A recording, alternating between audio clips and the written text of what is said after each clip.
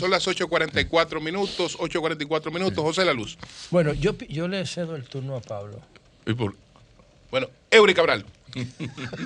Bueno, no, lo que pasa es que yo vi que él estaba como preparado para su comentario. Eury Cabral. No. Ahorita primero. Ah, pues está bien, entonces arranco yo. Dale. Miren, señores, yo voy a retomar. ¿Y qué tú tienes que traer? Miren, señores, qué bueno que, me voy a tomar aquí, voy a darle seguimiento a lo que estábamos conversando con Francisco Domínguez Brito, porque nadie ha escrito sobre esa reunión. Yo no, por lo menos yo no sé, yo no leo mucho periódico. Me enteré ahora contigo.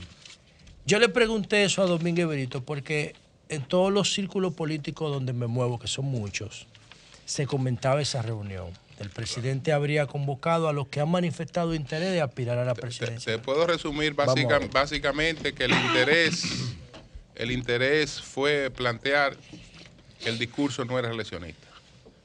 Entre otras cosas. Que el discurso no era reeleccionista. Ese fue el interés ahí básicamente. Y que se planteó que a nadie le van a coartar el que tuviera sus aspiraciones podrá hacerlo. Que no se abstenga de trabajar en función de sus aspiraciones y sabrá lo que hace. El tema de la renuncia también, Julio, bueno, porque es que Danilo renunció para aspirar a la presidencia. Exactamente. ¿A qué ustedes apuestan? ¿El presidente le pedirá la renuncia o no a los aspirantes? Lo que pasa es que lo que se está tratando es de que las personas, si van a buscar la nominación presidencial, que la busquen con determinación para que puedan crecer. Pero José, pero lo menos el ministro que menos trabaja se supone que trabaja 14 horas. Entonces a mí me parece, sería bueno que alguien me explique cómo tú puedes hacer una candidatura, una lucha por una candidatura presidencial siendo ministro. Como la hicieron en la pre-campaña del 2015. Es decir, en el 2015, ¿cuántos precandidatos desde los ministerios teníamos? El 2015 y tú no hablas por la transparencia y buen uso del gas. Le propongo, yo no dije que estaba bien. Le propongo que continuemos. Que no le es decía algo que en extraño. el 2015, hace 3 años, los partidos políticos y en especial el PLD, que es el partido de gobierno, no tenía la presión por la transparencia electoral que tiene ahora. Ahora hay 3 años más de presión porque nosotros no hemos podido sacar la ley de partido todavía, y yo le digo a la sociedad que sin transparencia electoral esta sociedad no tiene futuro. La transparencia electoral es la que va a impedir que le cerremos toda la brecha a la corrupción, porque todas las modalidades de corrupción surgen de la corrupción electoral. Y el presidente está siendo coherente con su actitud desde que recibió la nominación en el 2015, y esa reunión que la acaba de confirmar Domínguez Brito y sobre la cual nosotros tenemos que volver en algún punto, lo que hace es que de alguna manera me da la razón con lo que yo planteaba ayer. Hay gente en el grupo de Leonel Fernández que están luchando con molino de viento. Sin embargo, ayer Leonel Fernández, en una reunión con productores agropecuarios, valoró las visitas sorpresa del presidente. Eso es lo correcto, asumir el gobierno de Danilo. Desde el punto de vista de la estrategia de Leonel, que yo no sé cuál es, no pertenezco a ese grupo, yo no pertenezco a ningún grupo en el PLD. Yo simplemente quiero que mi partido haga las cosas bien hechas. Y para mí Leonel y Danilo son iguales. Lo único que cambia es la forma. Pero en el fondo son lo mismo. Y ahí están, analicen sus gobiernos para que ustedes vean. Entonces, Leonel Fernández ayer correctamente dijo, no, nosotros como país somos una excepción porque estamos consumiendo, somos casi autosostenibles, autosuficientes con el tema de la producción agropecuaria. Y eso es verdad, y se está creando un mercado interno con el consumo del gobierno para los comedores económicos, para el tema del desayuno y el almuerzo escolares, para el tema de la alimentación penitenciaria, para el tema de la alimentación en los hospitales públicos y el plan social. Se está creando un mercado interno importante. Que la aspiración sería que dependa menos de todos esos enlatados importados, para que el productor dominicano se sienta motivado a producir más. Y eso es lo que tiene que hacer el presidente Fernández, asumir el gobierno de Danilo como Danilo asumió el de él en la coyuntura del 2012, y por eso no le veo sentido a la discusión del señor Franklin Almeida con el vocero del gobierno. No le veo sentido. Tú no puedes coger un bate para darle batazo a quien tiene la posibilidad de que tú llegues al poder o no. Y eso yo lo vi lo de Franklin, porque fue Franklin que empezó la discusión, como una agresión. El pasado jueves yo iba entrando al canal donde hago el programa Telenoche y Marchena venía saliendo de una entrevista.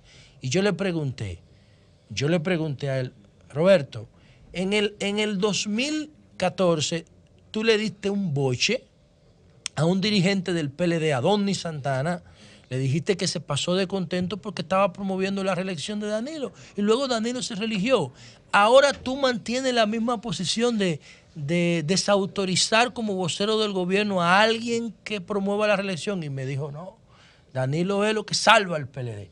Yo no pensé que él iba a decir eso públicamente, pero agarró y lo soltó en un tuit y eso generó la reacción de Franklin Almeida. Y ahí ustedes vieron esa discusión innecesaria, señores. Una discusión que no le aporta nada. Que dicho sea de paso, para mí, yo pienso que el doctor Almeida es el que sale peor parado de este tema porque ha tenido que salir a explicar qué hace como ministro sin cartera en función de lo que se le paga. Y ahí está la consecuencia de eso, ¿no? Y eso ha generado entonces otro debate ético. Y qué bueno que el presidente Fernández haya asumido esa actitud, pero también que el presidente Danilo Medina se haya reunido con los aspirantes para que una parte del entorno de Danilo Medina entienda que él no está en eso. Y yo decía por las redes, cuando Montalvo y José Ramón Peralta, que para mí son las personas más cercanas a Danilo, que no sean su familia o que no sea Carlito Pared, que es su asistente permanente, hasta que ellos dos no cambien la posición que tienen de que Danilo no se va a intentar reelegir, yo no cambio la mía. La opinión, porque yo estoy convencido de que a Danilo no le conviene presentarse nuevamente. No le conviene a su figura histórica ni al orden institucional de la República Dominicana. Vamos a tener que volver eventualmente sobre esa reunión en el Palacio. Por otro lado, yo quiero decir lo siguiente, miren. Con relación a la sentencia en apelación de Quevedo y Erickson de la Rosa. Fue en primer grado. Fue en primer grado. Sí. Bueno, fue en primer grado. Erickson de los Santos y Quevedo. Yo no hago nada analizando eso técnicamente porque eso no vale la pena hacerlo. Eso no vale la pena hacer esa vaina. Yo solamente quiero decir lo siguiente. Si Quevedo no hubiese tenido responsabilidad, yo no estoy hablando en términos personales contra él porque yo soy amigo de él, somos compañeros del partido y él sabe que de mi boca nunca ha salido nada para agraviarlo, por el contrario.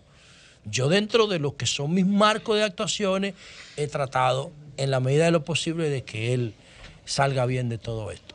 Pero si Quevedo no hubiese tenido vínculo con este caso, no pasa un minuto preso, porque Quevedo es el segundo dirigente del Partido de la Liberación Dominicana en Elías Piña. Yo estoy haciendo un análisis político de esto, porque yo quiero que mi partido sea respetado por la sociedad. ¿Por qué él está ahí? Bueno, porque no había forma de sacarlo de ahí. Pero además, Quevedo fue a UNATRAFIN a cumplir una función política por el nivel de deterioro institucional en que Balaguer convirtió el sector de transporte en la República Dominicana después de la muerte de Trujillo. Entonces, el PRD tenía los dos mayores sindicatos del transporte antes de que se dividiera con el PRM, que era FENATRADO y CONATRA, y se le sumaba coyunturalmente FENATRANO hasta que se dividieron, porque FENATRANO luego fue diputado porque el PRD lo llevó, porque su movimiento por sí mismo no podía lograr eso. Después fue candidato a senador. Entonces, el Partido Reformista tenía un sindicato de transporte que era Pérez Figuereo, el que murió, y el PLD no tenía nada. Y entonces le dijeron a Quevedo, forma uno. ¿Quién se lo dijo? Mi partido se lo dijo. Y él formó uno. ¿Cuáles son las reglas del juego ahí abajo? Esas Son las reglas del juego. Al margen de la justicia, el sector transporte tiene más de 50 muertos que nunca se han investigado. ¿O no es así? Balaguer salió en el No es así que el sector transporte tiene más de 50 muertos que no se han investigado. Todavía. Entonces él fue ahí a cumplir una misión política con las reglas del juego sucio que se manejan ahí abajo. Bueno, pero el tema es que un caso de todo lo que ha cometido el sector transporte decidió investigarse. ¿Cuál? Por las razones, yo no sé. Y no aguanta una investigación, señores. No la aguanta. Porque tendrían que salir un paquete de cosas que la PUS arroparía al país entero. Y buscaron una forma de que la gente se fuera acostumbrando buscaron un bajadero y cuando encontraron que el momento era ideal, ¡pum!, sacaron eso. Y yo le digo a Jenny que sepa hasta dónde se va a meter en eso. Porque es que lo que hay detrás de eso es político. Eso es una sentencia politiquera. Porque la función que estaba ocupando Quevedo en el sector transporte es una función política. Y mis compañeros lo saben, aunque no lo quieran decir. Lo saben. Y nosotros lo sabemos. Porque esa es la realidad. Eso no vale la pena analizarlo técnicamente. Eso no vale la pena. Y nosotros, yo vuelvo y le digo a la población, los ciudadanos no votan por jueces. No pierdan su tiempo analizando los jueces. Analicen los políticos, porque los políticos son los que ponen los jueces. Pero vamos a ver qué pasa con eso. Por último, yo quiero decir lo siguiente. Miren, no se puede analizar tan rápido la obra de Stephen Hawking, que falleció en el día de hoy. Este tipo es el físico vivo más importante que teníamos hasta hoy. Y entonces él tenía una condición de salud que le llaman la enfermedad de Lou Gehrig, ¿no? Que es ELA, esclerosis lateral amiotrófica, que deteriora una enfermedad del sistema nervioso que deteriora el sistema muscular. Y lo que hizo Stephen Hawking, inglés, fue que concentró sus energías en la parte de su cuerpo que funcionaban bien, su cerebro.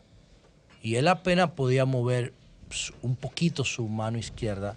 Entonces, con ayuda de Intel, que le hizo un sistema de sintetizador para su voz y una prótesis para que pudiera comunicarse con su computador, él pudo sacarle el máximo provecho a su cerebro.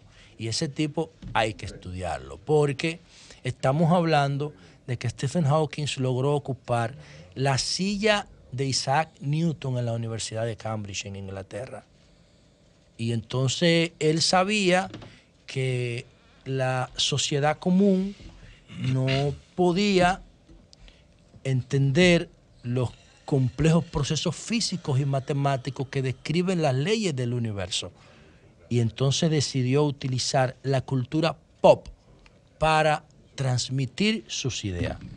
Escribió 2 libros, La breve historia del tiempo y El gran diseño. Yo les regalé una crítica a Eury de ese libro, parece que no lo leyó. Claro que sí, en Nueva York. El gran diseño donde lo tengo de consulta. Donde la tesis es la misma, ¿no? De dónde venimos y hacia dónde vamos. Escuchen esta reflexión de Stephen Hawking. Hubo un principio y habrá un final. Si hay un principio, fue cuando no había nada y la nada se volvió algo. Y si hay un final, será cuando ese algo vuelva y se vuelva nada. Así de simple, este tipo trataba de explicar todas esas teorías de los agujeros negros, de la energía oscura que ocupa el 96% del universo. La materia y la energía oscura ocupan el 96% del universo. Nosotros vivimos en el 4%. El modelo estándar de explicación del universo se basa en 4 pilares. El electromagnetismo, las leyes gravitacionales, las fuerzas nucleares débiles y las fuerzas nucleares fuertes. En esas 4 leyes se basa el universo que conocemos ahora. El 4%, porque el 96% no se sabe lo que es. Y Stephen Hawking murió intentando averiguarlo, y él dijo que no era verdad que los hoyos negros los solucionaran todas, que habían materias que podían escapar de su succión. Se autocriticó ahí, y una cita solo, José, que yo sé que Eury no leyó del libro y debió leer. Esta es una frase de Hopkins que es fundamental para la discusión entre agnósticos y creyentes. ¿Hacia dónde va y tendrá un final? Y de ser así, ¿cómo terminará todo esto? Si encontramos las respuestas a estas preguntas, entonces conoceremos la mente de Dios. Bueno, terminar con dos cosas. Él pensaba que nosotros debíamos abandonar la tierra, porque todo el poder que hemos desarrollado como humanos, él decía que toda la teoría del universo tendría que centrarse en la capacidad humana de concebir su entorno, de poder entender su entorno, y él decía que esa capacidad humana de entender su entorno nos iba a llevar a destruir el planeta, y que nosotros teníamos que buscar qué es lo que está haciendo Elon Musk ahora, el de Tesla, dándole seguimiento a las teorías de Albert Einstein y de Stephen Hawking, que es su principal alumno aventajado, si se pudiera decir así, es buscar otro espacio para colonizarlo. Él decía que nosotros no durábamos 1000 años más en este planeta y que debíamos expandirnos. Y entonces, él decía que la robotización, la inteligencia artificial, se iba a volver cada vez más autónoma y iba a terminar con la vida como la conocemos, y también creía en la posibilidad de vida extraterrestre, algo que yo no le veo ningún sentido. Sí creo que pudiera haber vida microscópica, pero vida extraterrestre como tal, no hay ninguna señal. Todo lo que eso es teoría de la conspiración y ese tipo de cosas, invento, pero estamos hablando de uno de los cerebros más brillantes que ha conocido la humanidad, a pesar de esa enfermedad de Lou Gehrig que lo postró desde el año de 1963 hasta el día de hoy. Bien, señores, están con nosotros los candidatos a la presidencia y secretaria general del PRM, el senador José Ignacio Paliza, que aspira a la presidencia del PRM, y Carolina Mejía. Con ellos vamos a conversar al regreso. Cambio y fuera.